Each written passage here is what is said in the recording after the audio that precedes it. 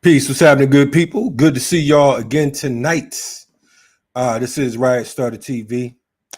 I'm your host, Kalonji Changa.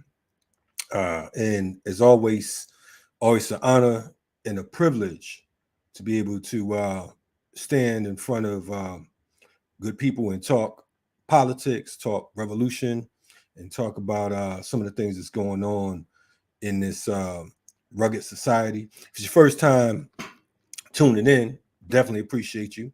Welcome to Black Power Media. Hit the subscribe button, hit the bell, and you will receive all notifications. It's going on 1 year as far as Riot Starter TV. This Thursday will be 1 year Riot Starter TV. We've had some great guests on, and it is our intention and mission to continue to, educate, inspire, and politicize the masses. So again, thank you all. And I would like to invite you all to invite some guests on board. I mean, invite your folks, let them know that we exist. Tonight's show, I wanted to dedicate to a very powerful sister, sister that I've known for quite some time, who just made a transition. And I'm talking about none other than my comrade, freedom fighter, Karen Marie Mason. Many folks, in the Atlanta area know her, but not only in the Atlanta area, many folks around the planet know and knew her. She was a well-known branding expert, creating marketing plans for folks like Mary J. Blige, Criss Cross, Ziggy Marley, Supercat, In Vogue, Gerald Levert, the Fugees, Busta Rhymes. She started off at Sony and Elektra, and she worked on projects for Sade and Michael Jackson and Alexander O'Neal, to name a few. And that's just the tip of the iceberg. But for us and for me, I knew her as a freedom fighter. I knew her as a general in the People's Army. She's someone who had supported our organization, the FTP movement, since its inception. She definitely, put in a lot of work around these parts. She was a host at WRFG, which is our public access station here in Atlanta, where we're broadcasting from. So I wanted to take the time to say that, to dedicate this episode to Karen Marie Mason. If you're unfamiliar with Karen Marie Mason, hit that Google, check her out. She's definitely, a warrior. And we want to spread love and send love to her family, including her daughter, Kenya Jordan, who is a young woman now. I met her as a youth. She was the editor of a magazine back in the day called Black Girl Magazine. Folks may have seen her on Oprah. She was like 14 years old. She's a prodigy, and she's still, putting in that work and carrying on the legacy of her mother, Karen Marie Mason. So definitely, again, I want to dedicate this particular episode to Karen Marie Mason. Tonight, as always, we have a powerful show. We always have powerful shows. If you haven't checked out our broadcast before, get caught up. We have some dynamite interviews with folks from the Black Panther Party, Black Panther veterans, folks from the Black Liberation Army, the Young Lords, the Weather Underground, Move, We have children of freedom fighters such as the children of Patrice Lumumba, children of France Fanon, or the daughter of France Fanon, rather, and so much more. Artists, so on and so forth. And we do that not because we want props, or we're looking to get a bunch of likes, and internet love. We do it for the love of our people, because many of us on this platform, we consider ourselves freedom fighters, and freedom fighters first and foremost. This work that I do here at Riot Starter TV is, again, simply to politicize and educate the masses, because of the fact that at the end of the day, we have to win. It's not about all the bullshit that's going on in the world. You know what I'm saying? It's not about Will smacking Chris Rock and all that dumb shit. This is about hardcore freedom fighting. So, again, follow us, Black Power Media, on Twitter, and all your social media outlets. And, my handle is right here at Kalonji Changa. Our guest tonight is a sister who I met maybe 30 something years ago. And when I met her, she was an entertainment lawyer. And, she could tell you more about that than I can.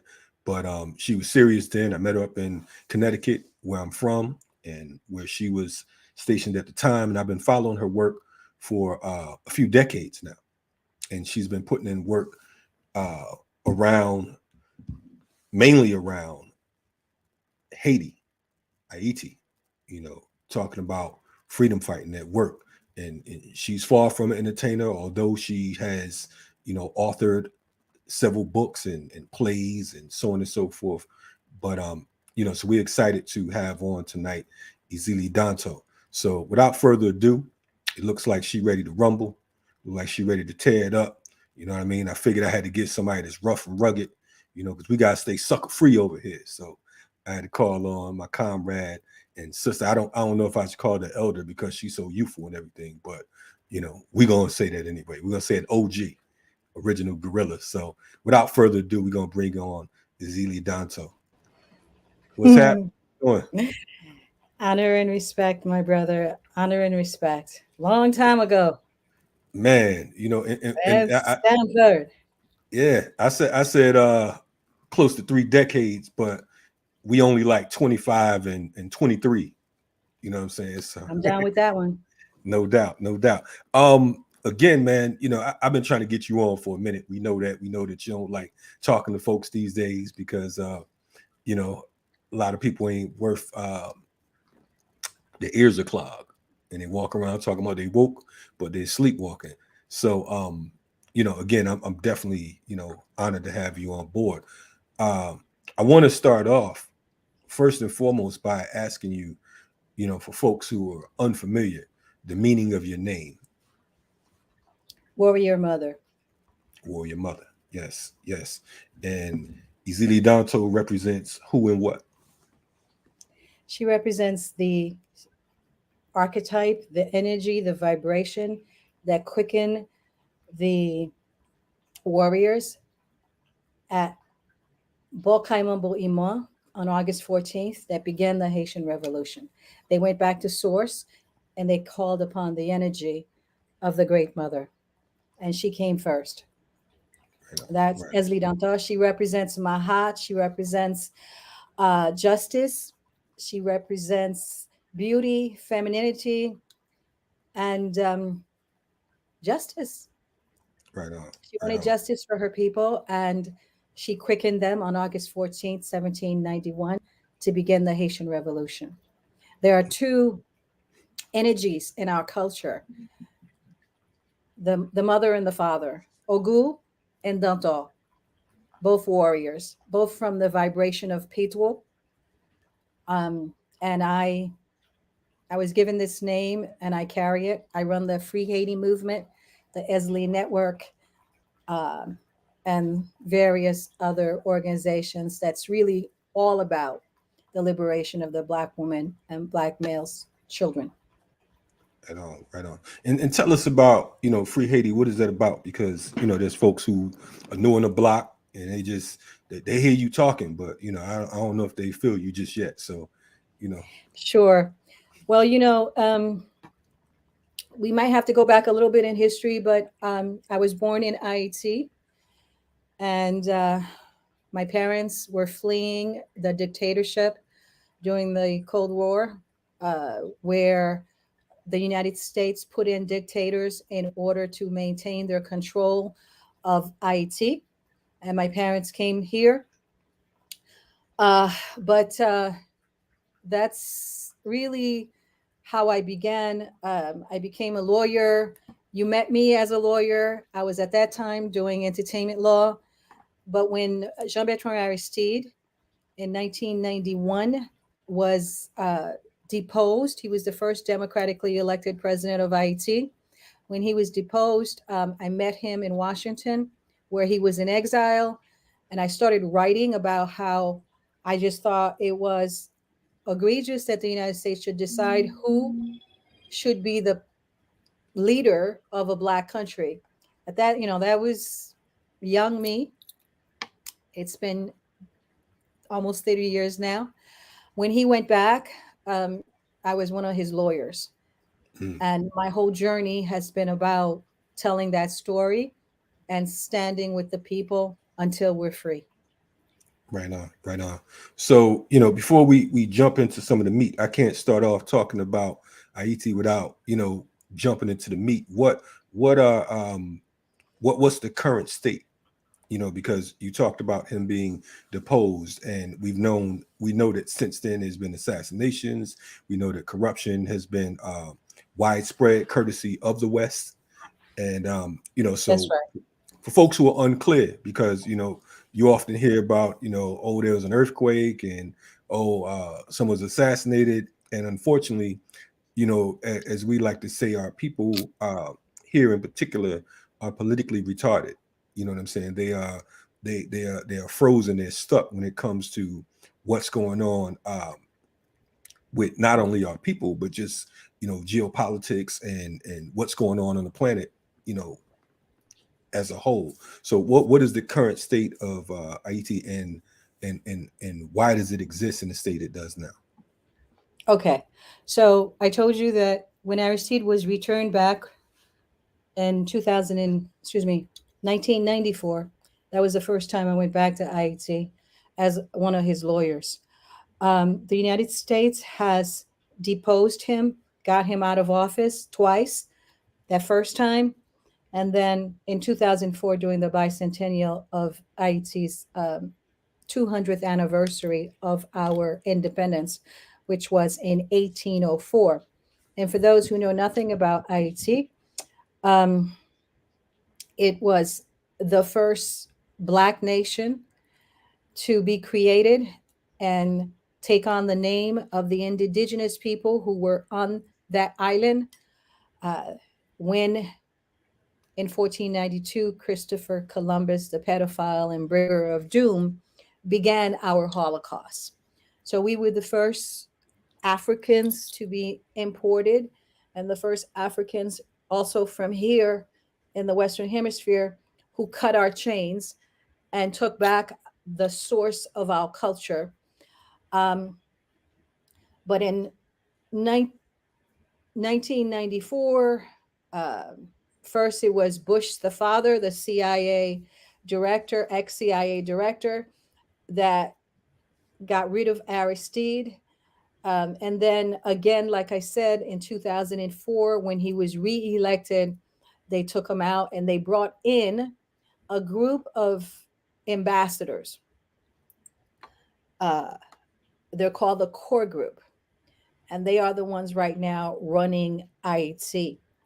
They are the Western nations, the Leclerc um, armada really came back.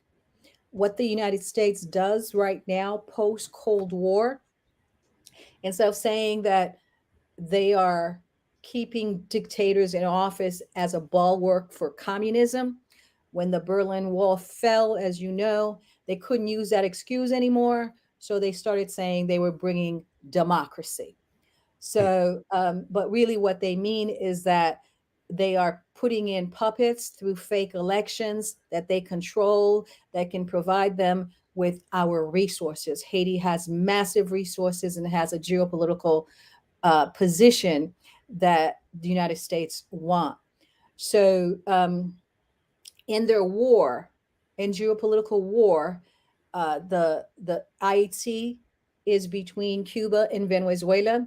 You know, right now there's a war in Ukraine, and the same template of how they treat Haiti they use also for the nations the United States wants to colonize. They use proxies to fight their war. Right now, their proxy is Ukraine, but really what they're doing is pushing Russia.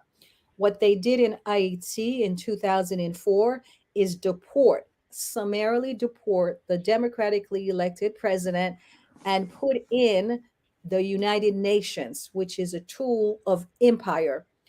Um,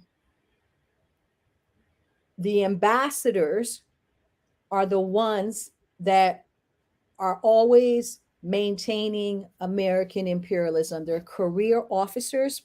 So in Haiti, the core group is made up of the United States that leads it, France, Canada, and they had to bring Brazil in there because it's the largest economy outside the United States in the West, in Canada. So it's the United States, the core group, the group of nations that are running what people call hate. We don't say hate because that wasn't the name, but because the former enslavers um, hate that we were the first to put liberty into application, that we were the ones, the brave and the free. We did this. The Africans who became Haitian in the land of the Black Caracals and the Guaninis and the Tainos. Um, they were the first to to essentially do what the Nazarene never did, what the Abrahamic religions never did, which was to say that owning human beings is immoral, unethical, and a violation of the most basic of human dignity and humanity, human rights. So Haiti was the country that did that. And so it is the real land of the free and the brave. But as you know, the Europeans have an illusion of who and what they are, and they have their media and what we call their najoki, their various forms of human activity that they use, which is all about domination. So in this situation, when I went back to Haiti in 1994 as President Aristide's lawyer, the United States was in the process of getting rid of the movement that had destroyed dictatorship, and it took them some time to pummel the people. Um, when they came back on the 2004, February 29th, 2004, because of deflecting racism, they used the UN as their proxy military, and the UN came with all the nations. Like I said, I call it the Leclerc Armada. Leclerc, when we won our independence, it was against France, and Napoleon, the greatest hero, general of the European, was what we beat. We beat three of the biggest powers of that time: the French, the Spanish, and the English in combat to gain our liberty. And so, but the Haitian people are always fighting, and we're always fighting alone. People talk about progressives and white saviors. I run the Free Haiti movement, and my biggest enemies are the white saviors, because obviously they don't think there's anything wrong with their system. And for the longest time, from 2004 until the the UN was taken out of Haiti in 2017. They stayed for 13 years, and they terrorized Haiti. When they left us with just terror. Haiti had one of the lowest violence rates when they came in 2004. By the time they left, we had we went from 5.6 over 100,000 in terms of a homicide rate, which was less than Dominican Republic, which they have their tourism, less of course than Jamaica, than Brazil. For instance, Brazil's violence rate is like 54 over 100,000. We were 5.6 when the UN came in with a Chapter 7 shoot to kill mission on a nation that wasn't at war and that did not have a conflict or civil war. They came to destroy us. On on July 7th of last year, 2021, the United States was complicit in orchestrating the assassination of the puppet president that they had put in. And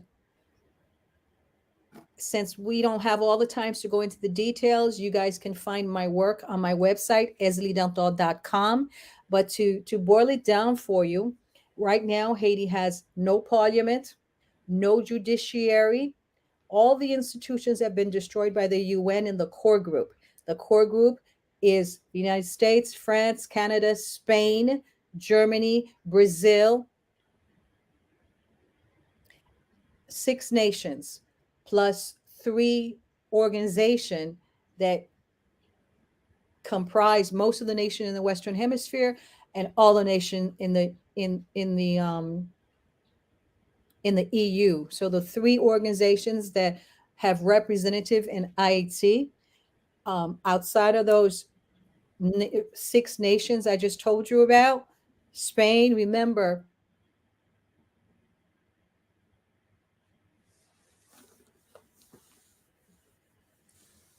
Think you may have froze a little bit. colonizer.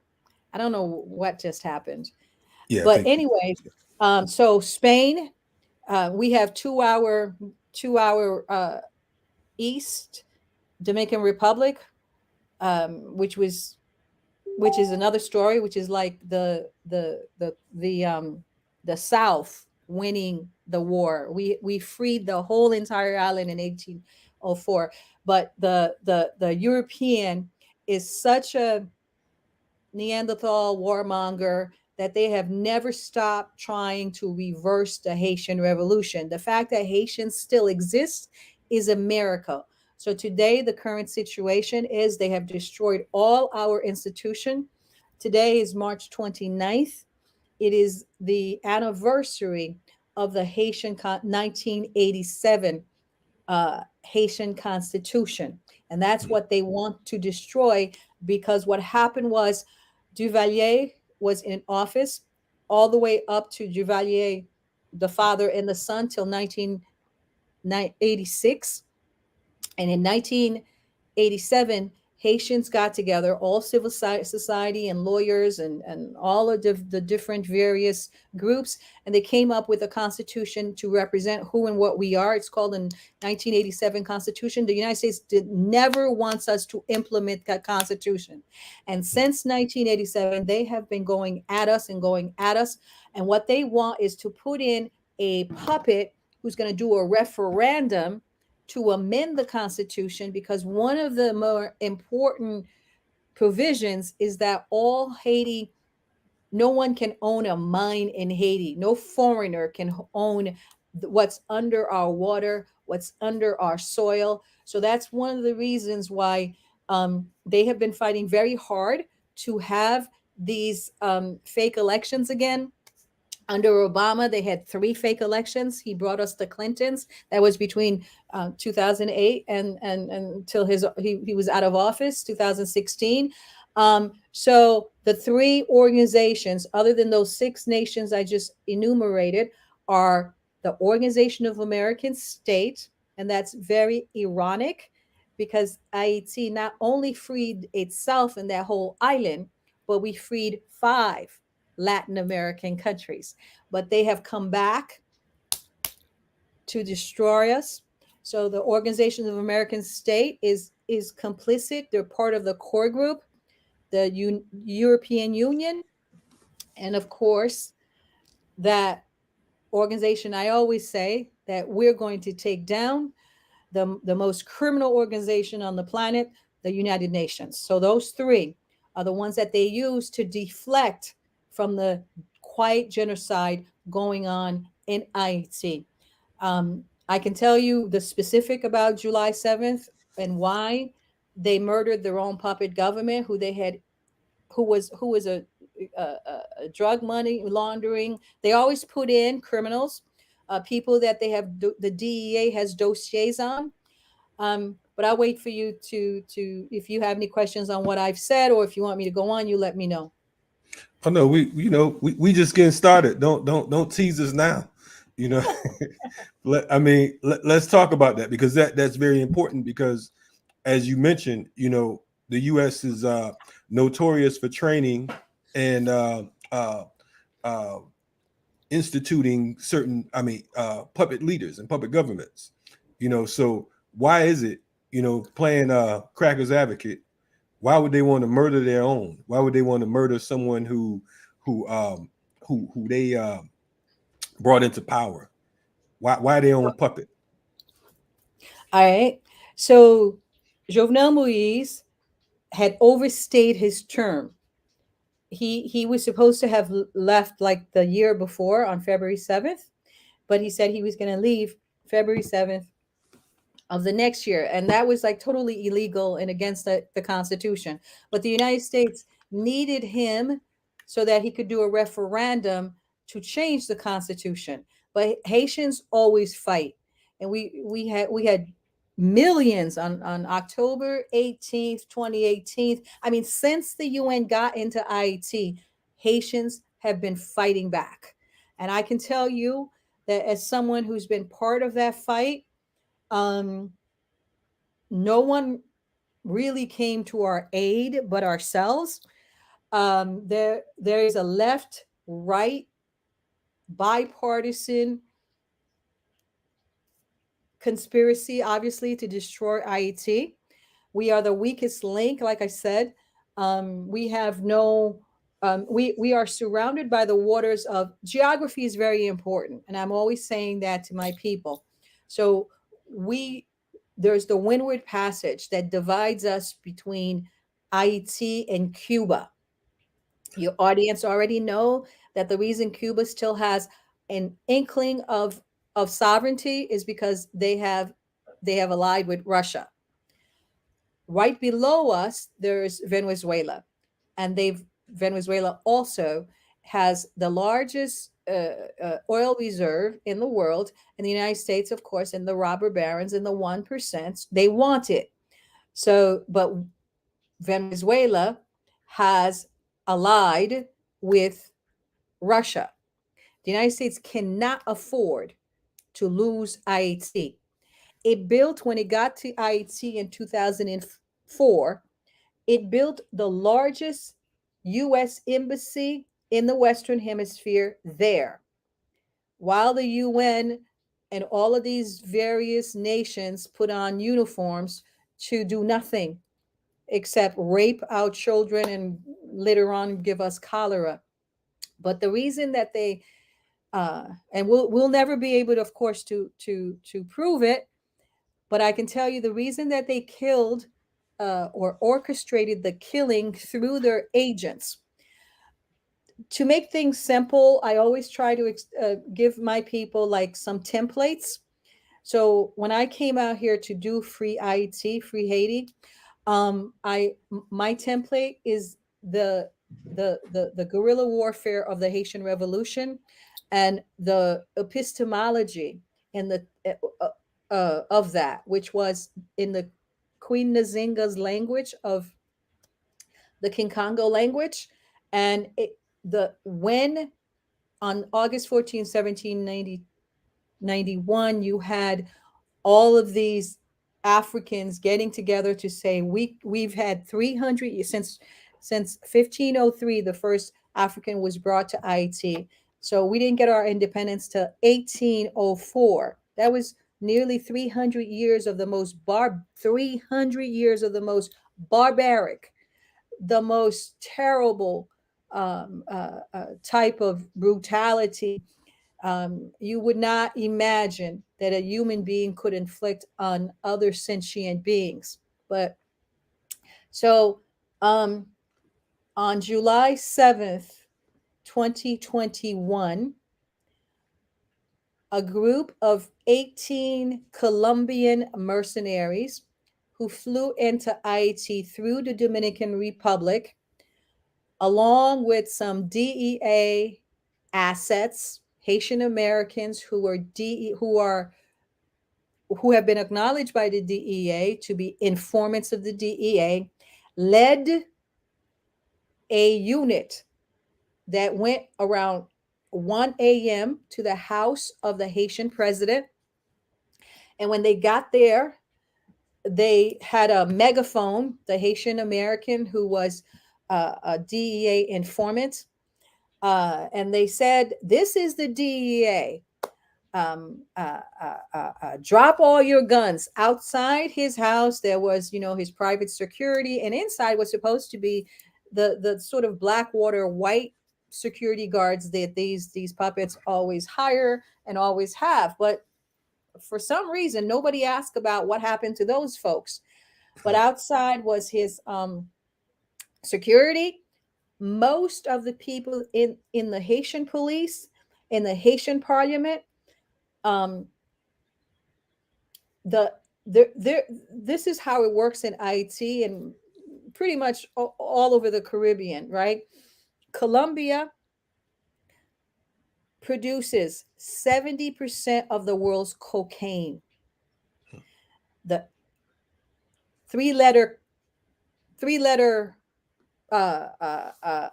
institutions of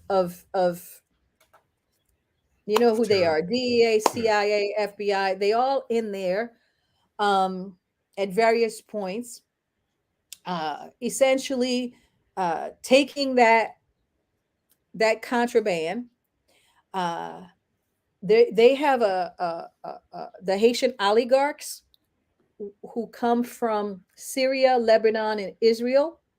They they were refugees who were fleeing, let's say, the fall of the Ottoman Empire about 100 years ago.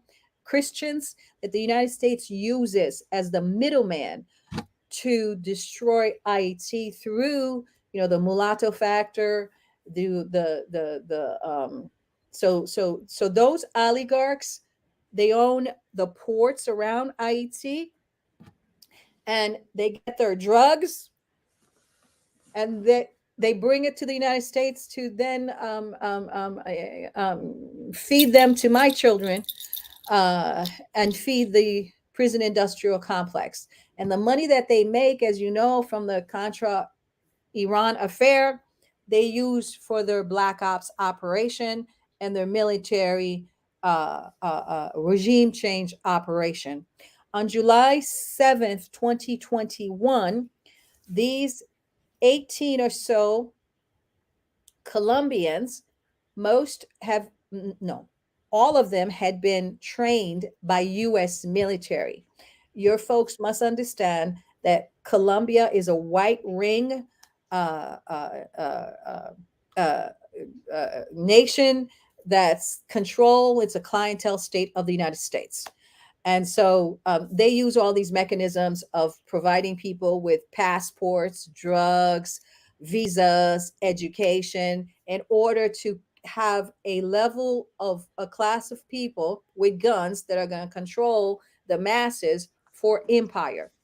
And so in Haiti, we have the Syrian Lebanese oligarchy. Um, they own 98% of the economics in Haiti. The top, the billionaires of the Caribbean live in Haiti, the place where you always hearing how poor we are. Um, Bijo is the top one. He he's an Israeli from Syria, Aleppo. So imagine Aleppo, right, in Syria. There's a war against the president there, Assad, and the United States, of course, is financing the opposition to Assad in Syria. Um, the top billionaire in Haiti is originally from Aleppo. This is really important. Hold that for a minute. When the Colombians, former U.S. assets, came through Dominican Republic, which wants to destroy Haiti, obviously. They think they're not black. They think they're not descendants of black people, and their whole thing is the Dominican women are the most the fourth prostituted women in the world. They send thousands of them to Spain to feed the perverted desires of these former Romans and so on. So essentially, they came in, they said this was a DEA operation, and then they went in there and murdered the president. And that's it. It's been since then. Haiti has not had a president.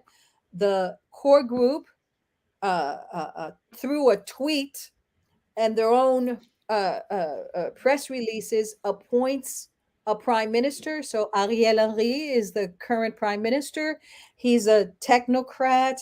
He's a he's one of these educated Haitians who've been part of all of their tools, their organizations that they use to maintain to use them as overseers. So that's really the scenario. They killed him because he 35 days, a month, a little bit over a month before he was killed. Remember, I told you my parents left Haiti because it was a death sentence to be called a communist. Yeah. Not that he was a communist, but they were killing people indiscriminately and using that as a pretext, or that anyone who was trying to take down down Duvalier. So he went looking for life elsewhere, as Haitians are doing now, as we've been doing forever. We are the most hated people in the Caribbean, wherever we go, and there's thousands and thousands of Haitians everywhere who are fleeing this fire that the quiet genocide in Haiti. So 35 days before he was assassinated by these groups of people who are connected to U.S. central agencies through USDEA. For instance, like I said, the Colombian military, all these people are trained by the United States. The security guards that were around his house are U.S. assets. They were trained from Haiti. Some of them went to Ecuador to be trained, Costa Rica to be trained. This is the factory mill of creating little tonton macoutes. So Jovenel Moïse, his term was ending. He was staying on illegally. Now, of course, you see how the demon rats are jumping up and down, talking about how Trump, wouldn't accept that he hadn't lost the election, and he was Right. going to stay on a year. He wanted to stay on for another term. Well, the United States is the one that unilaterally sanctioned this man staying on beyond the fake 5 years that he had. So, anyways, 30 days before he was assassinated, trying to find a way so that he doesn't, because like I said, before he was put in as president, he had been indicted as a money launderer. During the whole time he's president, and this is their template. When the United States wants something, they'll say, like they did with Noriega, if you don't do what we tell you to do, you're going to end up in Miami in a prison. As you know, the guy who helped them take down Aristide, Guy Philippe, is now in prison. These Negroes, and I spell Negro Kneegrow. These Negroes never learn. They always think they're going to outsmart the guy, but they always, once he finished using them, um, they end up in prison somewhere in Miami, like Noriega. So seeing that his term was over, that he hadn't really fulfilled the referendum thing he was supposed to do, and there's his political party is called PHTK.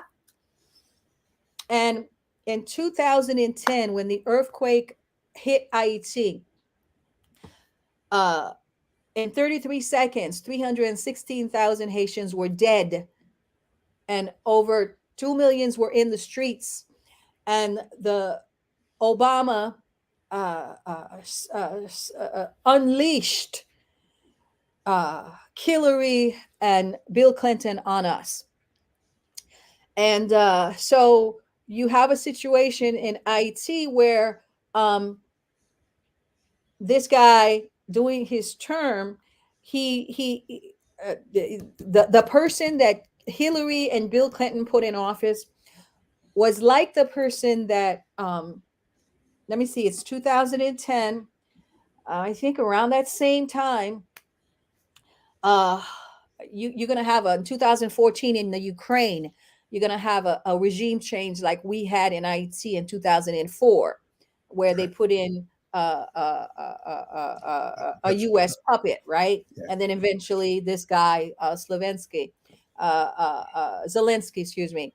But so their regime change is always about getting a person who's going to only be interested in whatever the U.S. interest is. Like in the Ukraine, the U.S. interest is just keep pushing into the buffer states of the former Soviet Union, and not allow them to have that natural gas go through the Baltic Sea, the Nord Stream 3, Nord Stream 2.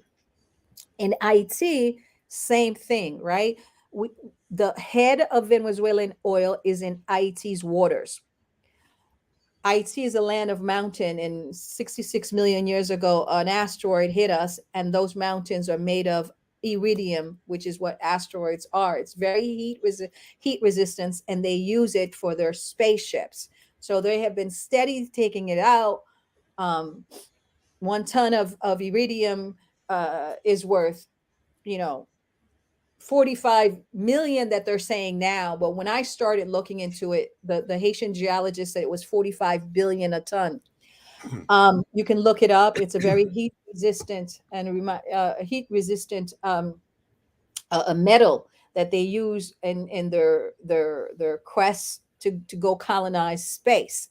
So 1 month before he was assassinated, he had accepted, in an effort to give himself room, and maybe he wanted to do something for IT. He realized, well, it wasn't him. There was a controversy within his political party, because, as I was trying to say, is that in 2010, the United States put in, how they have a comedian in Ukraine.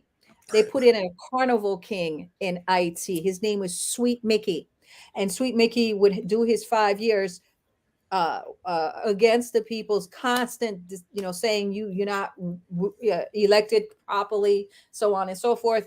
And then he would choose this guy to be his successor. So we've had 10 years of this Clinton, Obama, fake election, and their desires was to lock down IT with this. They have this fourth largest embassy in the world there, with thousands of their people there, and mostly it's about spying on Cuba and Venezuela, but really the Russian presence in what U.S. and Monroe Doctrine and in Manifest Destiny says, it's their territory, like they shouldn't be there. So this IT is the weakest link between those places. This is what they do. So they want us to believe that these people with all this asset did not see all of the, I think it was like 8 or 9 Toyotas going up at 1:00 a.m. to the president's resident to kill him, right? Right. Not believable. But they he accepted two things. He accepted the credentials of the ambassador to Venezuela, the Russian ambassador to Venezuela was admitted by Jovenel Moise, the president of Haiti, who just got murdered.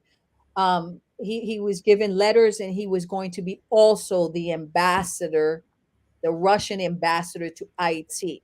Hmm. That has never ever happened. So he had Okay, to leave. They had to get rid of him all the way. they had, that pretty much sealed his faith. Also, he did something else. Remember, I was telling you about Aleppo and how the Lebanese and the Syrians are in Haiti, and they use these non-white mulatto people who pass for white, um, to own all the resources of Haiti. Well, Turkey, even though it's a NATO country, the United States is having a war with I can't remember the name of that president. Recep Erdogan, right? Some of you might know that under the Trump administration, the United States always wants Venezuela's oil, okay? And so it always sends, mercenaries in there. And under the Trump administration, even though Trump did less war than the establishment politicians before him, he did try to get rid of Maduro for the corporatocracy. Nicolas Maduro is the president duly elected of Venezuela. Trump announced that he was a terrorist, a drug trafficker, and he essentially put a $15 million bounty on the guy's head. And then there was mercenaries that tried to kill him, like they killed Jovenel Moise. There was, they just want those resources. Right. And Venezuela is right underneath us. So imagine, and the thing is, they use their puppet and some of the other puppets, Negroes, like the Bahamas and some of the other, like I said, Negro collaborators, to vote against Maduro and acknowledge this unelected guy, Guaido, as the president of Venezuela. It just like put him as president, right? And that's Right. why, like, Right. when you see these U.S. media running around talking about, democracy in Ukraine, right? We have suffered so much regime change from these perpetrators that like, Haitians just laugh when they see these people on television. So yes. So uh he also traveled to Turkey before his July 7th, 2021 assassination with a large delegation. And Michel Martelly, the guy that had put him in office, just passed him, the seat. Like they were fighting, like there was an internal fight in this PHTK political party. And a guy named Laurent Lamotte, who used to be the prime minister under Michel Martelly, the guy put in by Obama and the Clintons, the carnival king, the misogynist, a guy who's like a bisexual, who uses his bisexuality against his political opponents. He goes on stage and he says he's going to sodomize Aristide, all kinds of perversion. This is what the Clintons put in office. Wow. Okay. And so there was an internal fight between them. And under Haitian law, you can't have a consecutive term. You can do your term and have a second term, but it can't be consecutive. So he was thinking that this guy was going to hold his seat, but then when they fell out, Jovenel was looking to get power because his power came from Sweet Mickey, Michel Martelly. And so Longalamo, who was the former prime minister under, had geopolitical experience. He had a communications company. He helped take Jovenel Moïse to Turkey, where they made deals about Turkey coming to Haiti and creating all sorts of infrastructure for electricity and so forth. Well, at that time, Turkey was helping the opposition in Syria, right? Excuse me. The United States the United States is trying to take down the Syrian president Assad, and the Turkey is on the other side. So when Turkey bombed Aleppo, remember, that's the place where the billionaire from Haiti comes from. So on various levels, he had marked himself for death, because the Haitian oligarchs are not going to lose their position by having the masses of Haitians have some allies that could help us break this chain that we have, because you can't break your chain just go buying into the streets or by appealing to the Neanderthals' consciousness. You've got to have power. And when you don't have power, you leverage other people's power. And so he was looking for allies. He went to Turkey. He signed a lot of deals for Turkey to come in and do some infrastructure, because the United States does not want Haiti to be developed. So he was going to do some electrical and transportation and agricultural stuff. They killed him for number one, for bringing in a Russian ambassador, and allying with a nuclear power, and number two, for going to Syria and trying to get some deals on behalf of the Haitian people. As you know, Syria, even though it's a NATO country, it's always sort of seen not a reliable NATO country, because it always protects its own interests. Right. So those were the reasons why they killed Jovenel Moïse. And I have a piece on it. I think it's called something about the geopolitical reasons for the assassination, the rapprochement between Russia, Venezuela, and Turkey. So you guys can find that on my website. Right on, and we're going to definitely post your website in the notes, because it's definitely a valuable source of information in regards to particularly around Haiti and these world quote unquote powers. Remember a few years ago, speaking of puppets, the rapper Wyclef ran for president. What was that about? You know, right, right. You know, I hate to bring his name up, but yeah. Yeah. He's okay. So the 1%, they basically have so dumbed down the people of the world. They use like the Haitian template to get rid of white supremacy is about getting rid of the Mandele, which is the stranger. That's what they call them in the King Congo language. Getting rid of Bafioti, which is their black collaborators, which assist them for personal gain, not collective liberation. And then there's another part to that template.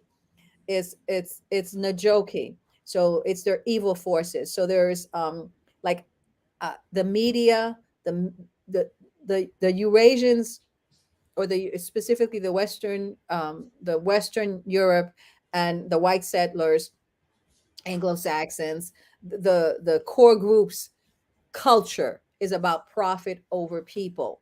And in that profit over people, they use the mechanisms that Neely Fuller talks about. They use the media, they use Hollywood, they use economics, law, sex, and saying sex, right? The guy they put in, I told you, was a bisexual. His political party, that the Clintons put in is LGBT. He's called the Men in Pink. Those are the people. This is a political party running Haiti right now. So imagine, okay, this is Ogu's land, Dessalines' land. And so Wyclef is just like right now in the Ukrainian war, the United States has Sean Penn out there reporting, doing a documentary. That's kind of what they use these useful idiots for. And in exchange, you know, for instance, that at most all Hollywood movies are vetted by a CIA office that's right there in Hollywood. Right. That's why, you know, Black Panther was about, you know, giving the CIA, making the CIA, who is a you know, creates Death Squad for us, some sort of a hero, right? It's because they're writing the script. So the script is, it's easy. Like, you don't need to go into, like, they're never going to have another what they call a Black Messiah, right? By the COINTELPRO. Like they will not have. That's why a lot of people haven't heard my name, and I've been around for a long time. So they will never give you like media coverage because they did that inadvertently with Malcolm and Martin. Right. And since then, they're never going to do that again. But they will use these accommodationist Negroes that are successful in their sphere to disarm the public. Right. And make it seem as if, you know, it's an innocent thing.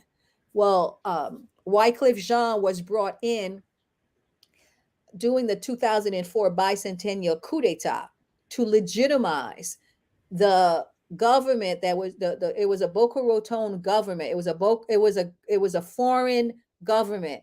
Haiti doesn't have, like, you know, if you don't have Haitian citizenship, you can't be president.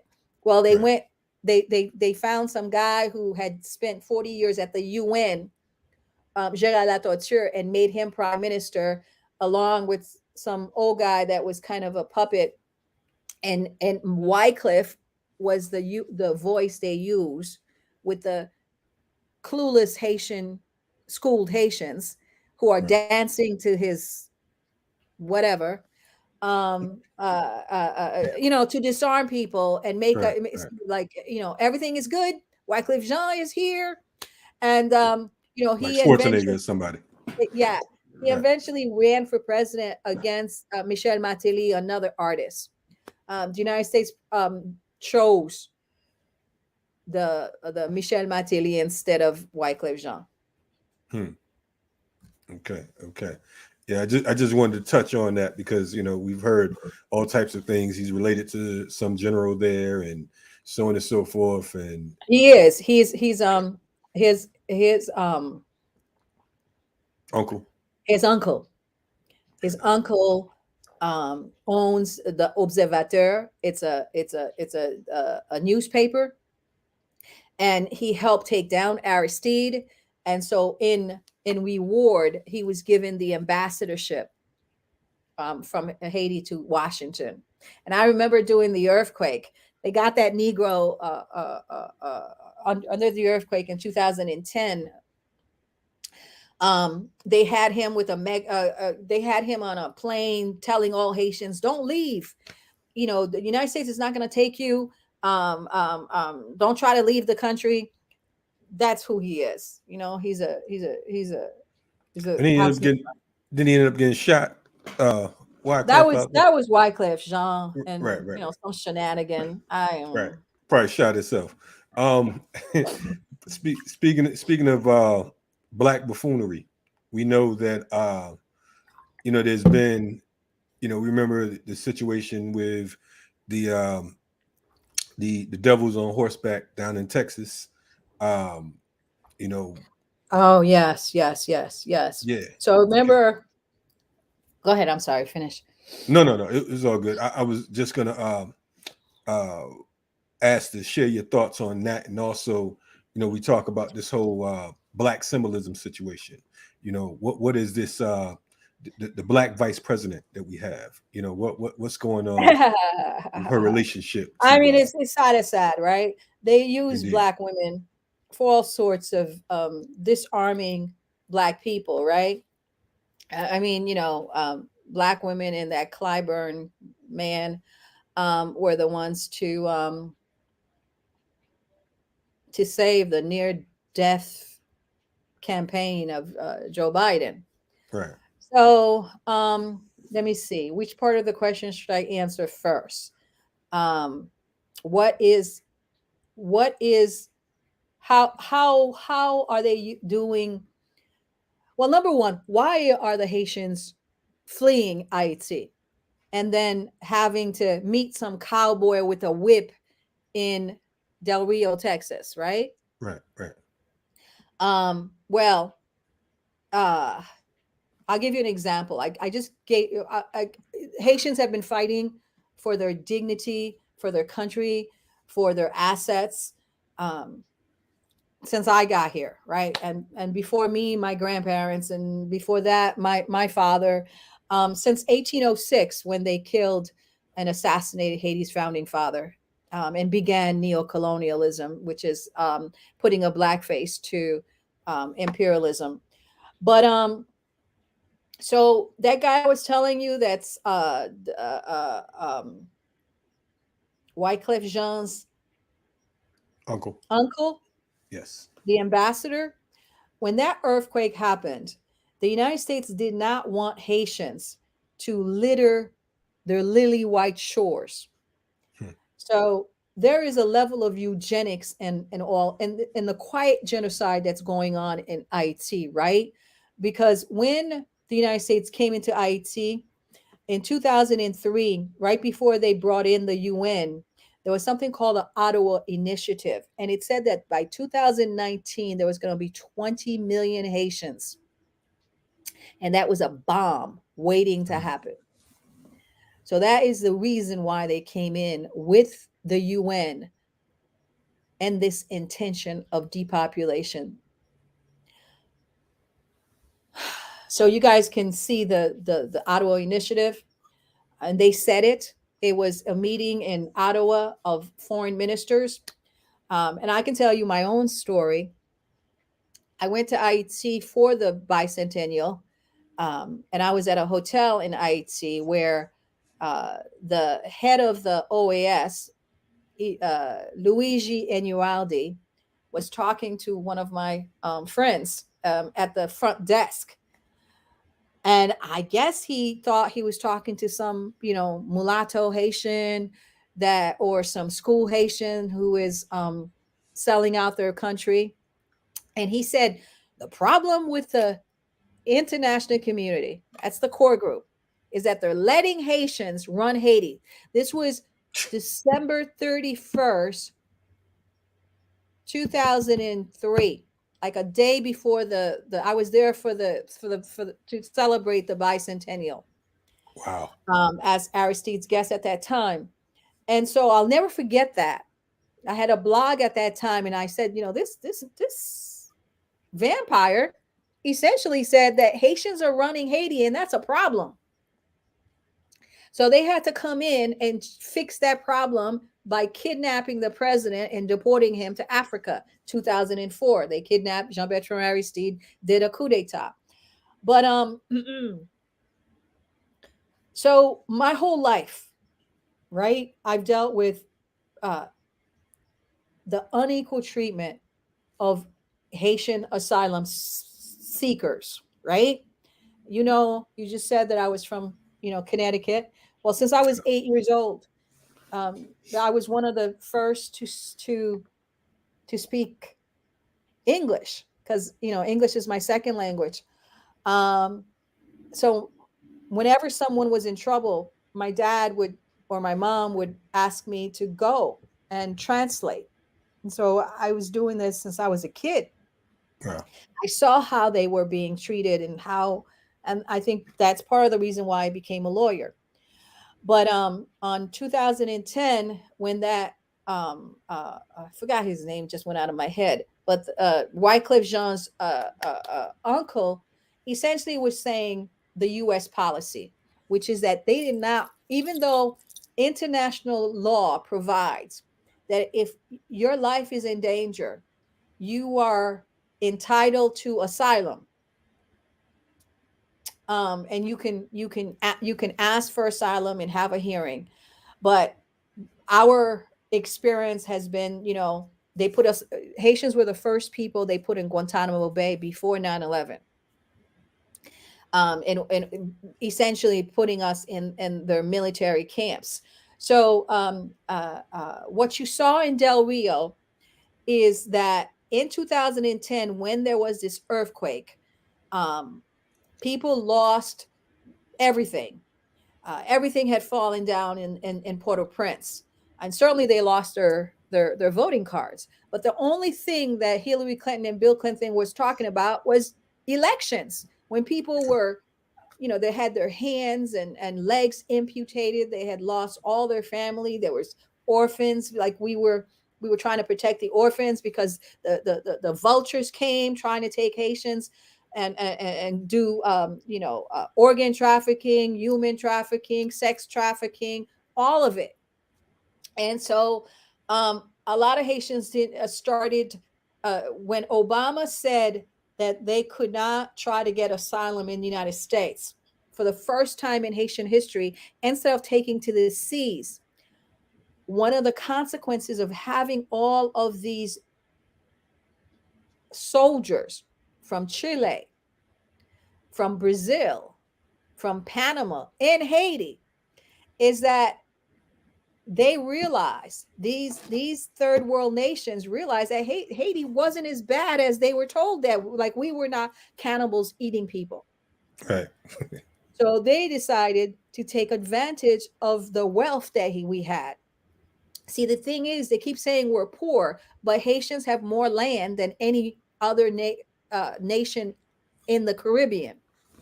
So they would use their land and get a visa, and they went to Brazil. There was jobs there doing the Olympics, and then Chile and some of these other places, because they couldn't come to, and like I said, they they they they met these Central Americans doing their occupation of Haiti, and they told them about this road, this through 11 nations that would get you to San Diego and Del Rio, that these Central Americans had been taking forever. Right now, the Russians who are fleeing Ukraine and the Ukrainians are actually taking that road. Before, most Haitians only took to the seas. So that's kind of what happened. And then, so the people you saw in Del Rio, they did not just come from Haiti. They had left 10 years before. Hmm. Imagine that. It's crazy.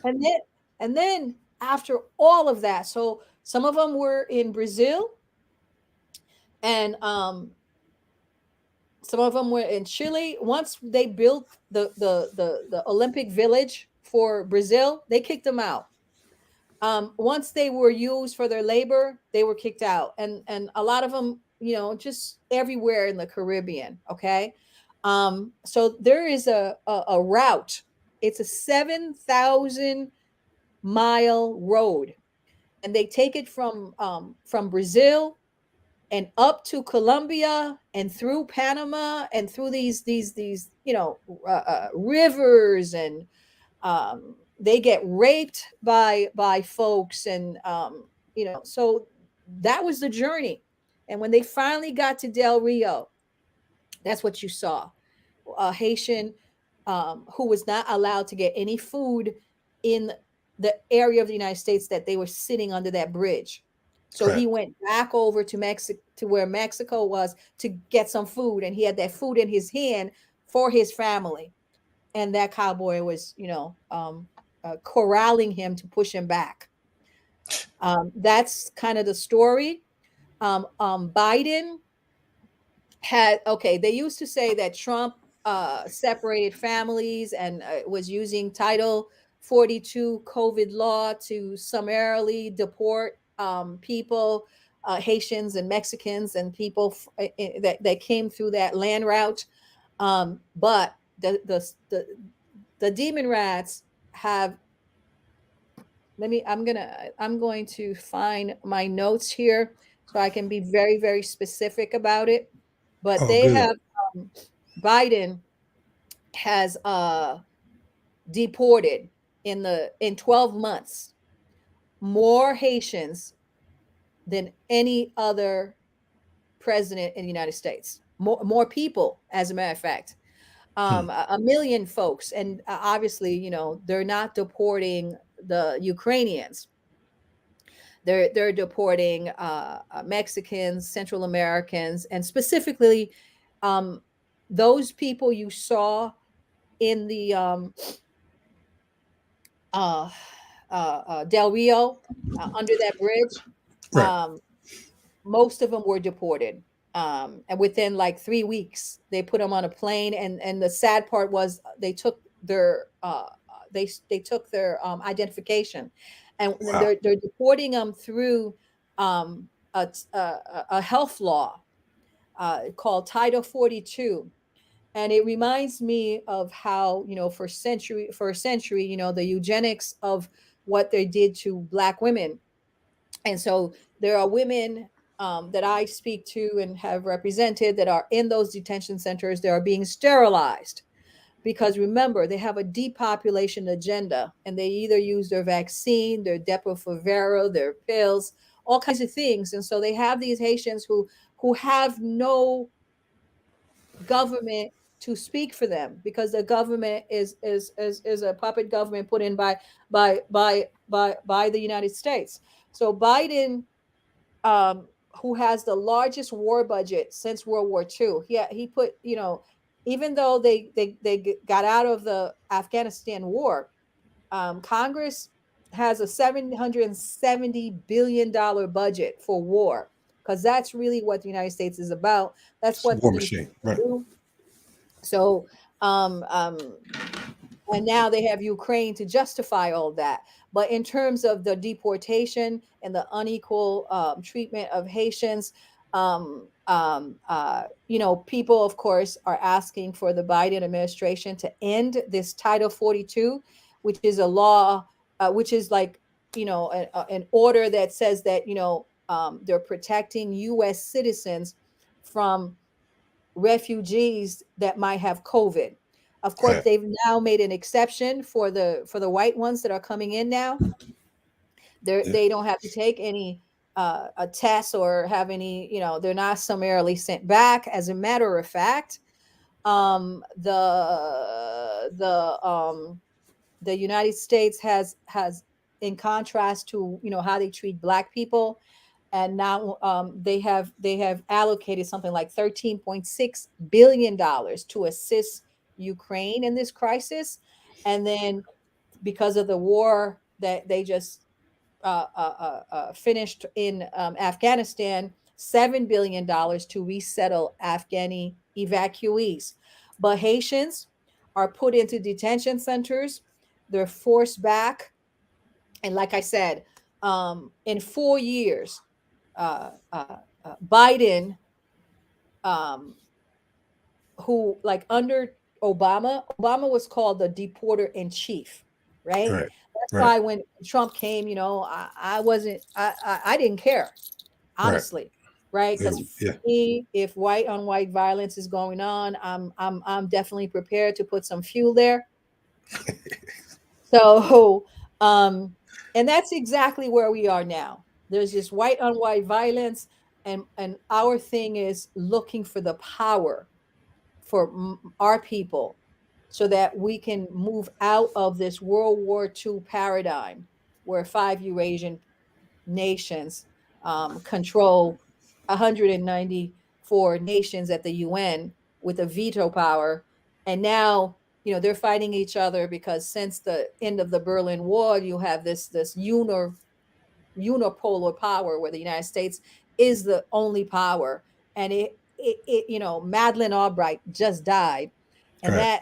Yeah. that warmonger was responsible for so many children in Iraq getting killed, and the Iraqi war, um, with all these lies about weapons of mass destruction. That whenever I hear um,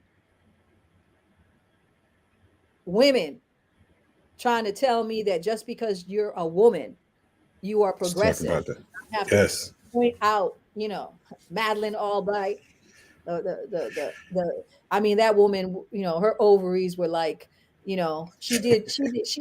was like, they were made of bombs. I mean, what she was doing. um so is, you remember Right. Hillary Clinton, Yeah. Yeah. after they murdered Libya, Muammar Gaddafi, she was like cackling like the devil she is. Right. Right. um or the other Con- one. um Condoleezza.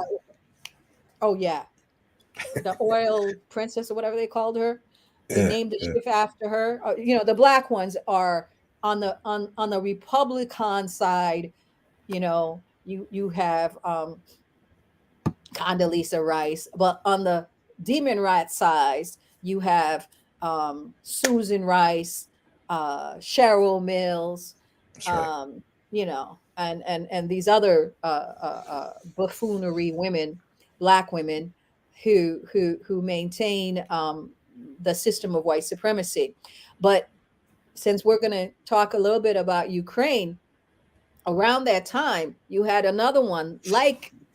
Remember, this is something I think that one of my problems sometimes with Pan Africanists is that they're still back in like 20th century, not 20th century, 19th century, late 19th century mechanisms, right? The mechanism that were used like in the 60s can't be used right now in this age to liberate ourselves. Like we have to start like with a different mindset. We have to figure out how to get power. Um, and how to manipulate power. And it's not going to be about the masses because they have dumbed down and co-opted the masses. And I'm always giving that example because I was, before I was an entertainment attorney, I was a corporate finance attorney. And in that space, I learned the power of the corporate entity, Hmm. so that you have 8 billion people on the planet, right? And less than 1% control that. And how do they control it? Through the corporate entity that has no age limit, that survives the shareholder and the owner, that some of them have been around since thousands of years. The West Indian and East Indian companies, and the banksters, the Rothschilds, the Rockefellers, these people metastasize themselves within the corporate structure, so that as a lawyer, I'm always wondering when someone's going to start talking about when is a African warrior going to talk about the fact that corporations have more rights than human beings, That's right. right? So I mean, when I learned about it in law school, I was like, what do you mean? That's a artificial legal entity. You know how right now, one of the robber barons, like, you know, the biggest corporations right now, the high tech ones, um, like Microsoft, a couple of $1 trillion in value. Right. Um, what's the one that's above it? Apple, Apple. Yeah. Google, Amazon, and Yeah. Elon Musk, right? Those types of people, and then all the banksters, right? Um, when you have that kind of a system, throwing the uneducated masses at it is not it. Right. They are not going to have any clue how to even fight that. And the people who do have clues of how to fight that are busy working for the man. Right. So I have stood to try to explain to Pan Africanists and other freedom fighters, listen, This must be now about economic liberation and three things: money, media, and military. Without those powers, we can't do anything. Hmm. Right. Of course, it has to come from a spiritual source, right? That's why I'm Èzili Dantò, right? Bullets or dust. But you you might have that psychology, but you need to get the the the the, Spirituality. the strategy, right? Right, right, right. And so for me, it doesn't take like Dessalines, had nine. Like it's like that number that can't be divided. Like there's a lot of ways of doing this, but we need the brains to do that. And it can't be this what these Pan-Africanists are doing, because it's not going to work with the masses. I mean, Castro proved his success. I mean, he started out with a small little number and then got there. But I always see these Africans talking about organizing the masses. And it always bothers me, because I know that that's not going to happen, because that's a recipe for the white man to come in and destroy. And he does that because all he's going to do is find whoever the leader is and cut the head. And then you have the body with nothing. So we've got to be able to understand what the enemy is. Our enemy is that corporatocracy that can change its name, that can it can go into bankruptcy and then come out as a brand new entity, but it's the same people running it.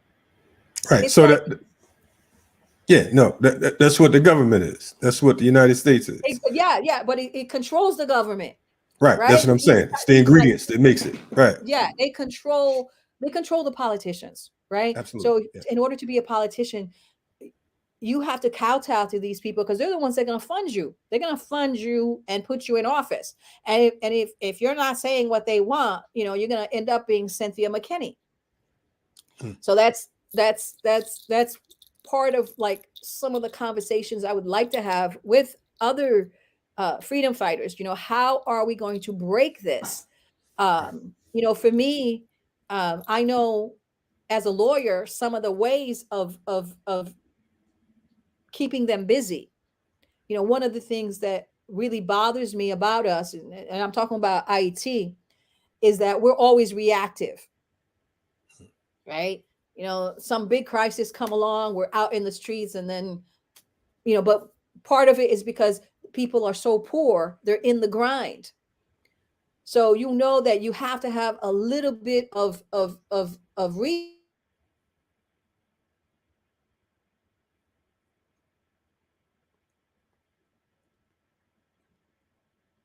Checking out Riot Started TV.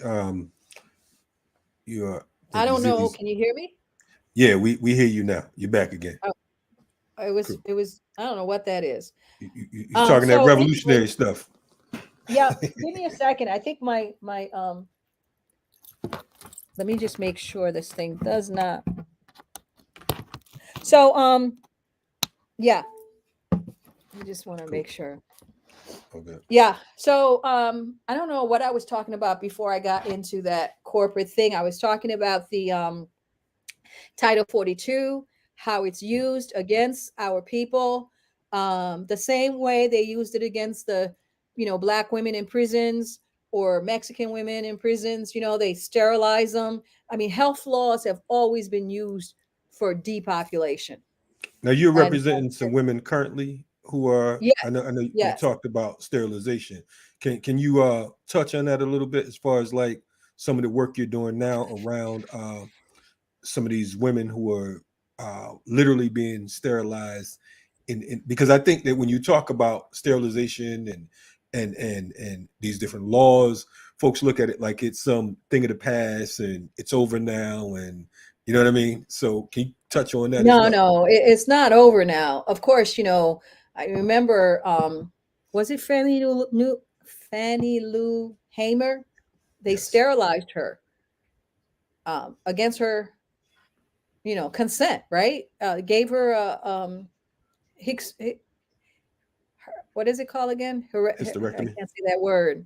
Her, hysterectomy or yes, yes. Say that again, please. hysterectomy. hysterectomy. Yes. And that's what they're doing. Taiba, Ty, they're tying your tubes. They're, like they did back in the day. Um, because like I said, they said that there was going to be 20 million Haitians in 2019. Right now we're about 14 million. But that we would have, like, they're just killing us though, right? There was a cholera that killed 30,000 Haitians that the UN brought in. They poison our water. Um, um, I try to do a case there too. But right now, really, what's happening is that Haitians who are caught in, let's say, Del Rio, right? I uh, they had babies. Like there was a couple. I mean, I can't go through the specific, names or anything like that. But let's say a Haitian has a baby, right? While she's having the baby, they will tie her tubes, Mm. and then she'll be Without bleeding, permission, and just we like only find out afterwards that happened. You understand? And you can't really figure out who did it because I don't even know what hospital she was in. And she doesn't know because she doesn't speak English. But I know the signs of her I can't say that word. hysterectomy. Hysterectomy and Right. the tubal libation and your sterilization, because a lot of it has to do with like just heavy bleeding. And so I've been across so many of those women that I could sort of like see it. I was like, did you have a baby and where were you? And I mean, it's sort of like, so that's part of what's happening, because when you have all these people coming from Brazil, Colombia, going through 11 nations, um, and going through all of that, and by the time some of them get raped, um, when someone shows them a kindness and give them a shower and give them a hospital bed, they don't really think that person is going to sterilize them. Right. Right. So, I mean, and this is not something they just do to Haitians, right? I mean, let me see if I can find my notes. Recently in California, you guys can look it up. They were sterilizing, black women and non-white women in California prisons, right? Yeah. Yeah. So, and like hundreds of Mexican Americans have been coerced through tubal ligation at this county hospital in Los Angeles. Like, I know that I know Puerto Ricans, they did that to him too. You all remember the story of the what is it? The Ralph sisters. They were 12 and 14. Forget Right. about Right. these you know, southern states, Alabama, Mississippi. You all know, of course, Harry, what they did to, medical apartheid, what they did to Right. Harriet Washington. Henrietta Lacks with Right. her Right. Right. hella sales. They just took it. Um, and like I said, in 1961, they civil rights leader Lou Hamer, she received a hysterectomy by a white doctor without her consent while undergoing like they tell you, like you have fibroids, uterine tumors and things like that. So it's so widespread back then. They used to call it the Mississippi apodectomy. Um, Yes. so those things are happening, right? Because they have no rights and they have no government to assist them. That is why, like when I look at the Supreme Court and these like some of the hotbed issues that are in front of this lady, what's her name again? Uh, Ketanji. Ketanji. Yes. Ketanji. Ketanji The Jackson Brown. Right. Ketanji Brown Yeah, Jackson. so Yeah. she's gonna be, she's doing the hearings, and one of those issues, it always sort of like, I'm always wondering when I'm going to see like a black woman talk about the real issue of this abortion, and how Planned Parenthood with Margaret Sanger is all about, was all about is all about, to a certain extent, sometimes eugenics, because they Right. put these in our communities. So do you really think they're going to ban Roe v. Wade and not have the ability to sterilize Black women? Hmm. Wow. Wow. So when I hear that conversation, because my whole life as a lawyer, the political conversation in America, between the conservatives and the I mean, those words don't even mean anything, but let's say the conservatives and the liberals is like, one is pro-life and one is pro-choice. Right. But like, they have the votes right now. The Supreme Court, as I look at Miss Katanja uh Brown Jackson, Right. uh there's a conservative minority of 6-3 right now. So if they wanted to ban abortion, they have the votes, Right. right? And this is not the first time the Republicans have had the vote to do it, right? But essentially that they use it as a punching ball for political capital. Right. So I mean, there's a lot of other stuff I can get into, but you let me know. Did I answer your question, please? No, no, you did, but I definitely want to. You mentioned Ketanji, and black folks. It's like she's the best thing since cooked food right now. We keep seeing that Sleepy Joe Biden. We see that he keeps using black women, the first black this, the first black that, so on and so forth. I wanted to know, what does Ketanji mean? You know, to our culture. What does she mean to black women when you talk about symbolism? In your eyes, coming from, what do you see? Number one, for me, as someone who's fought uphill against trying to get the law to be applied to my people, the institution that she is being that she's being a candidate for, the Supreme Court, is a is a it's the crucible, it's the arbiter, it's the place where white supremacy is upheld. So that's my first thing, right? You look at it, and you know that the Supreme Court is the place where white supremacy is, was put together. And I can tell you, just to do with regards to that abortion, like really, the conservative, in my estimation, they want to keep Roe v. Wade because it's sort of like a political punching bag, um, to go against the Democrats, so that they can look like they care about babies, and Democrats don't care about babies. It's all that emotive lie of these, Malin Albright and Hillary Clinton people. They care about babies, but they're killing Haitians everywhere, Yeah, the planet. Iraqis Right. everywhere, right? But Right. they want to stand in your face, and it's sort of like a dog and pony show when I look at it, because of my experience in these arenas. So for me, Roe v. Wade, which is the law, I think it was 1973, that allowed for abortion to be legal. Um, and like I said, you have these pro-lifers that go against the pro-choice, and it's like divided between party line between the duopoly, the demon rats, and the Republicans. And it really is like something that they use, the Republicans use in general, to hit the demon rats, and keep, because it fires up their religious conservative base doing elections. And we're coming up to the midterms right now.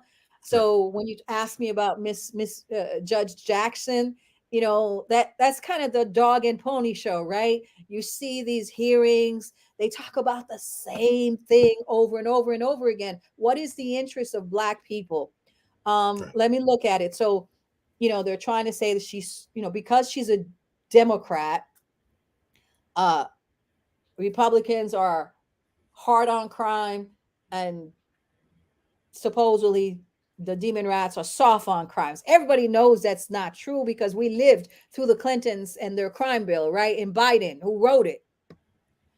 So I don't know why we keep having these conversations that make absolutely no sense. So in her hearing, the areas that they confronted her, and it was along party lines, was about her record as a judge in terms of sentencing, and whether she had sentenced below the legal guidelines.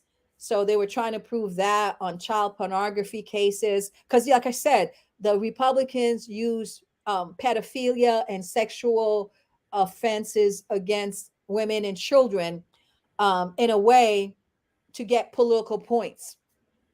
Um, but as I said, they don't care about capital punishment, but they do care about that baby that might not be born.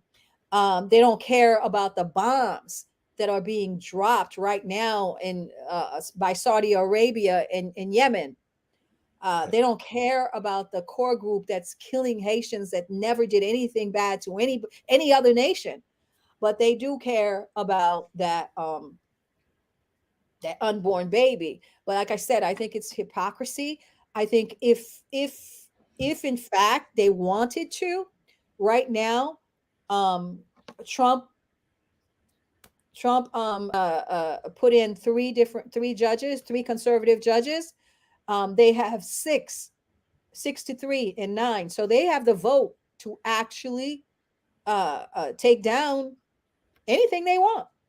And Ketanji Brown Jackson is not going to make a difference. She's taking the place of Stephen Breyer, a judge that she used to clerk for back in the day. Justice, he's retiring, but like I said, her confirmation would just would be a replacement of a, I hate these terms, liberal justice with another, but it still maintains that like 6-3 conservative majority.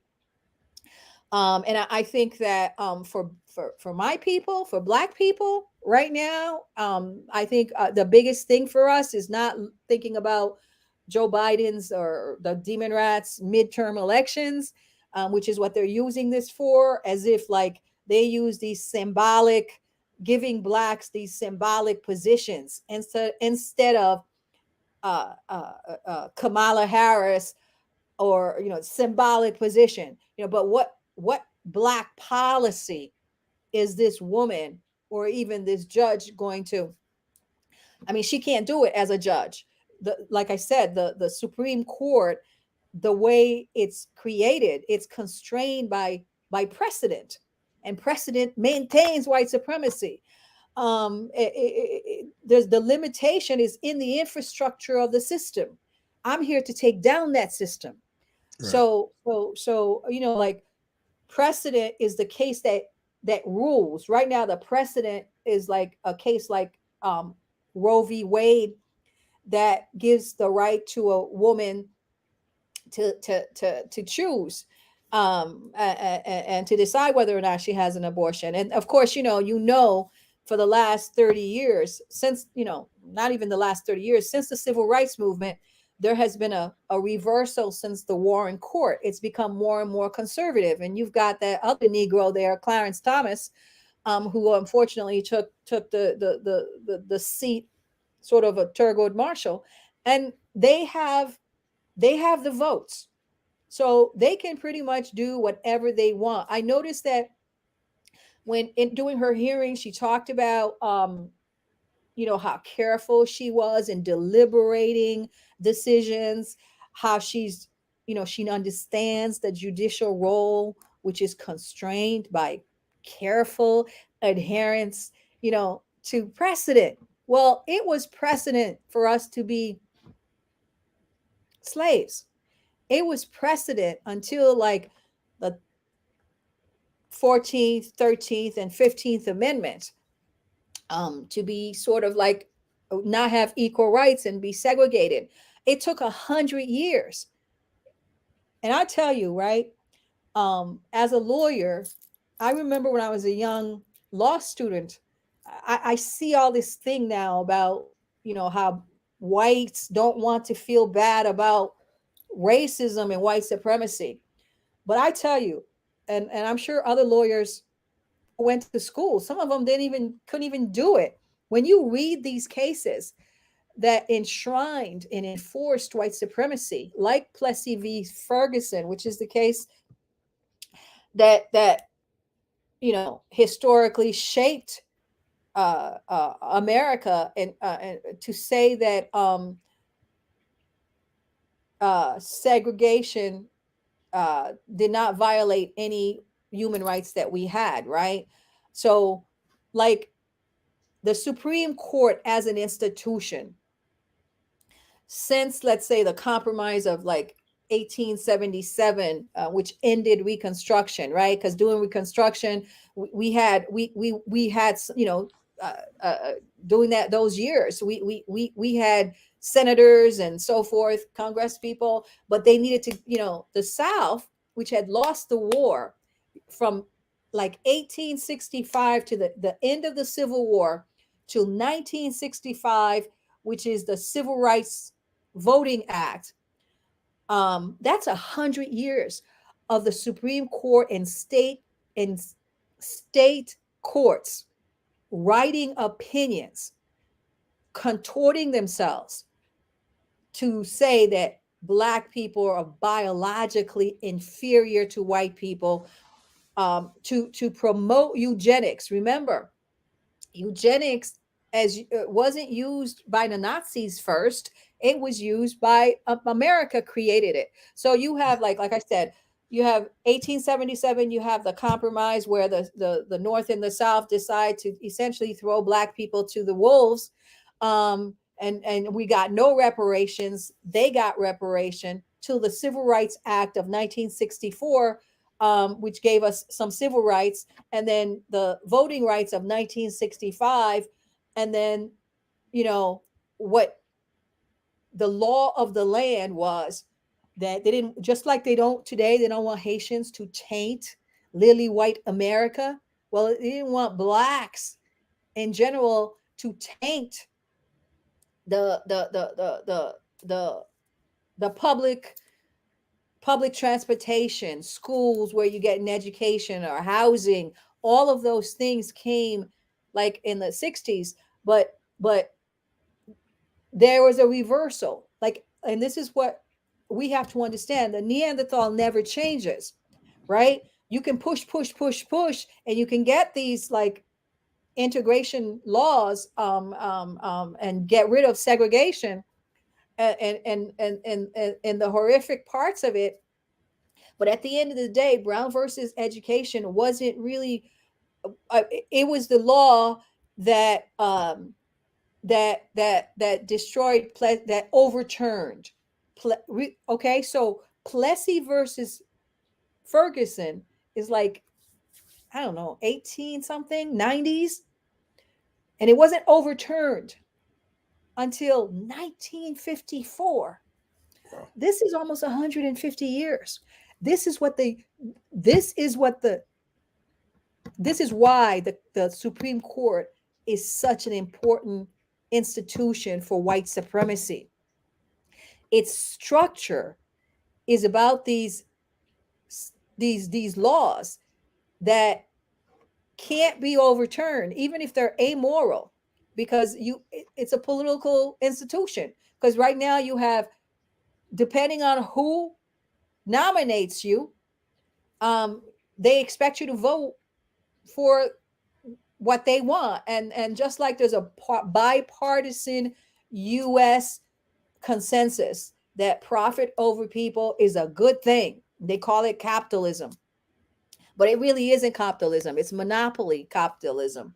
So the Supreme Court, separate but equal theory of segregation, with like Plessy versus Ferguson, Like I was telling you before, Kalonji, how I recently read something where uh, a woman I think it was a white woman. She wrote a play about Emmett Till, and there Right. was a black woman who was the producer. And I read that like there was a petition that 1,500 people signed because they didn't white folks did not want to see this play because it would make them feel guilty, Right. right? And Right. so imagine us. We have Right. to endure reading these decisions where these white men are analyzing why we are inferior. I mean, for 100 years, that is written in American history. And it continues to be written because I remember when I was in law school and after, they had changed it to reverse discrimination. Right. And right now, there's that, the only, I think there's an affirmative action case that's coming up, but it's not going to, it's probably going to be decided before her confirmation hearing and she's sitting on the court. So in terms of what do Black people get out of these symbolic, not policy rewards that they get for giving their votes to the demon rats, it's embarrassing. It's embarrassing to me that my people are still that ignorant. Because women like can be as much of an enslaver and a warmonger equal to men, right? They can be as much of, like I said, like in Haiti, it's white women, two white women, Ellen Lalume and Michelle Sisson. One is at the UN, both Americans, a career ambassadors. Sad, ironic part about it is these white women got their jobs because Black males, like the Panthers, fought during the civil rights movement. And then they came in under affirmative action. Wow. But the fact that we don't have lawyers to go into that system um, and change it, because there came a point in time when nobody was doing what Thurgood Marshall was doing. Everyone was going into making that dollar. So that's where we are. And Right. so, like I said, my point to people, young women, young men who are listening, with regards to what is it that Black people are getting when uh, Ketanji Brown becomes whatever justice. Justice. Right. Like I said, I listened to her with some. I didn't watch the whole thing, but she seems well qualified to actually do what she does. She's a good writer. They say she's definitely she's qualified within that system, the one that we need to take down. Right. Right. That's most important part you said, the system that we need to take down, because I think that we're still caught up in first Black bullshit. Pardon my English. We get caught up in oh, it's the first Black vice president, it's the first Black mayor, it's the first Black governor, and all of that it just means that neocolonialism is coming in a better dressed packaging. You know what I'm saying? Better packaging. Yeah, and Let's it's very sad because we've seen what the urban city mayors that are Black, what they've left us. right, right. We've seen that electoral politics is not democracy or liberation. Not a doubt. Not a doubt. Um, Before we bail on the good people, you know, we talked about the Ukraine and Russia. We talked about what's going on in Haiti. Um, if you could predict what's next from your angle, from your vantage point, in regards to this whole fiasco over in the Ukraine, what would you say? What do you think? Because you mentioned how they use the same playbook over and over, no matter where they go to colonize, no matter where they go to set up military bases and coups, so on and so forth. It's the same old two step. What do you think? What do you how's it looking from your vantage point? Well, number one for Black folks all over the planet, obviously, when the dinosaurs are fighting, they might just fall on us. So we need to have some strategy, some exit strategy. Right. In particular, there's the economic issue that's, to me, overshadows, for instance, this nomination. People are feeling the pinch from gas prices, and I don't know the figure, but I think that Ukraine and Russia are the bed basket. They make like X percentage of the wheat, right? Food. And so there's going to be higher prices in food, high inflation, all-time gas prices. And the Fed is bringing up interest rates. So, um, and we may just be on the brink of nuclear war. Those are Right. some of the consideration. But your question was like, and then of course, this is all in the shadow of their pandemic, Right. and what that has done to working people, and the paradigm change, right? I see an opportunity for Black folks globally to destroy the World War II alliance. I mean, they're destroying themselves, right? Right. So the World War II alliance is United States, France, England, China, and Russia. Um, the EU nations right now is having this Cold War again with Russia, right? But what we have to understand as Black people is that these Eurasians have been fighting each other for thousands, millenniums, until they spilled out and the Mongolians came here and destroyed Black people in the West, in the Western Hemisphere. And they call them Indians now, what was left. But there were Black people here, original to the planet, before they got here. um, I think we have to have a rooted in our history as to what the Eurasians are and what their culture is and how that is different. Profit over people is not humane. We want to put people over profit. And for me, um, I don't see, unless they go into their metaverse and stay there, put the I think we have to elevate our consciousness, get rid of the corporation that has more human rights than human beings, make that something that people understand.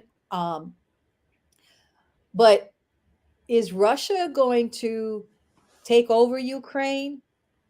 And if it does, or if it doesn't, can the alliance that maintains the Bretton Woods organizations, that maintains the UN, for instance, can that alliance continue? It suffered through the Cold War, and now the Cold War is worse. It's worse than the Cold War, right? So the Russia, Putin told the West, you can't have NATO military at my border. And the West was going to be Terminator and Schwarzenegger and Rambo, and they were just going to keep pushing.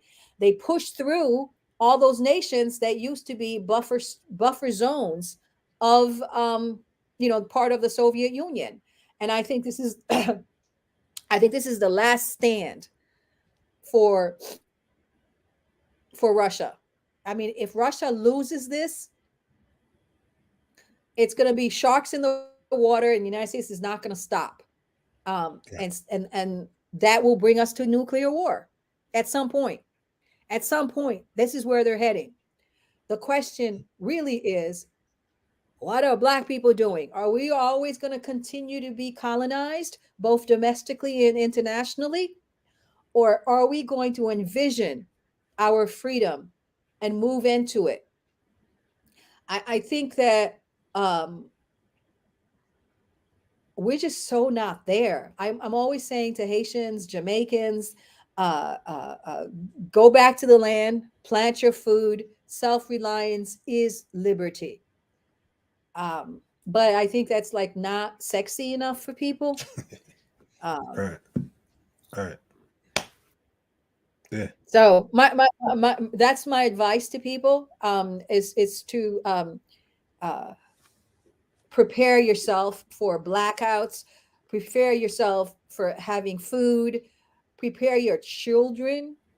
Um, I think Black people should continue to have a lot of children, okay? Because we're gonna lose a lot, and but have children that's gonna have some consciousness, not that's gonna be, I don't know, Cardi B or whatever they're doing over there. Right on. Right on. Um, I think that we have to go back to the basics, like how touch the land. Uh, uh, um, it's interesting to me that there's an opportunity for new alliances. I see, for instance, Colombia, which has been a right wing nation for so long, is edging towards getting a new president that may not continue to be an ally of the United States. Right on. And if Lula comes back into office in Brazil, that's like the third biggest economy in the Western Hemisphere. If they align with Turkey and Russia, that's all she wrote. This unipolar world is gone, and IT will have an opportunity. And we're pushing for it. We're pushing to find allies to free our people. The United States will never allow Haiti to, or the black masses in America, to be anything else than at the very bottom of the total pool in mass. So all of this other token crap is just tokenism. I always define black as a black person. I give you your black card if you're about the elevation of the race, the elevation of the collective. But I think there's a there's a trend now to run away from that, from group economics, like Dr. Claude Anderson talks about, and all the other things that we know that we have to do. But essentially, I think that there's opportunity, and then there's a lot of risk. To minimize your risk, you try to be as self-reliant as possible. Know where your food is coming from. A collective economy, and then try to ally, like I said, with other blacks, and create. You can create your own movement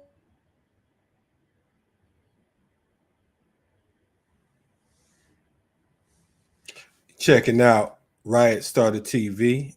Um, might be having a little technical difficulties with the Èzili on the side. Hopefully she'll be back on and we close out. But we definitely want to thank you all for coming on board. Like I mentioned earlier, this, of course, this is a very educational uh, piece here today. So we thank Èzili for all that she's put in, and of course, we're going to have her back on again. Um, Remember this Thursday, like I said, it's the 1 year anniversary of Riot Started TV. So I'm gonna have something going on. I'll let you all know. I can't. I mean, I feel bad giving you so much because, I think some of you have been, haven't been peeping what we've been doing. Some of you haven't really appreciated what we bring it. So we might need to do recaps. You might need to go see what's really going on. But give me a couple seconds. We're gonna see if we can get Èzili back, and y'all stay tuned. Riot Started TV.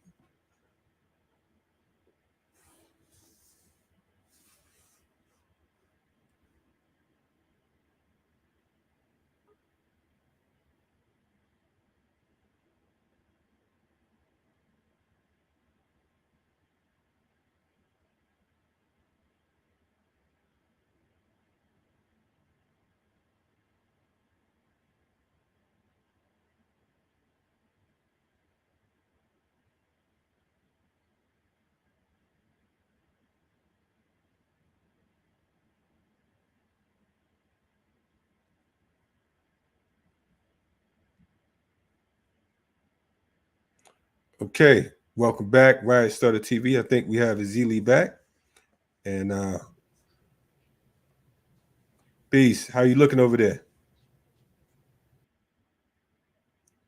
Looks like she might be froze for a second. We'll bring her on in a couple seconds, but definitely make sure you tap into our entire channel, Black Power Media. Continue to support our efforts and our works, and if you like what you're seeing right here today, definitely, like I said, subscribe. If you have it in your heart, make sure you support our Patreon as well, because we like to make sure that our hosts are taken care of, but definitely, stay tuned, stay with us. We love and appreciate you. I know that one of the things Èzili was talking about was around preparation. We run a organization called the FTP Movement, and one of the programs, or one of the arms of organization, is the Urban Survival Preparedness Institute, and that's an organization that is co-chaired by myself and brother Balogun Ojitade. Make sure you check out Warrior Class on Saturdays, because of the fact that Balogun's bringing a whole lot of good stuff to the table as well. Him, our brother Belay, rather, and our sister. So make sure you definitely check out those joints. We've had technical difficulties, like I said, with Èzili, but we'll definitely have her back on again. We appreciate you all supporting our work and supporting our efforts and our energy. Stay on top of the world. Stay ready for revolution. And make sure you tap in tomorrow morning for the Remix Morning Show, which is, for folks who don't know, 8 a.m. to 10 a.m. Eastern, every Tuesday through Thursday. And like I said, I'll be back on Thursday night for Riot Starter TV Anniversary Edition. Thank you all for your support, gratitude, and be careful out there, because it's real serious. A lot going on. Stay ready for revolution. War without terms. Riot Starter TV. We out.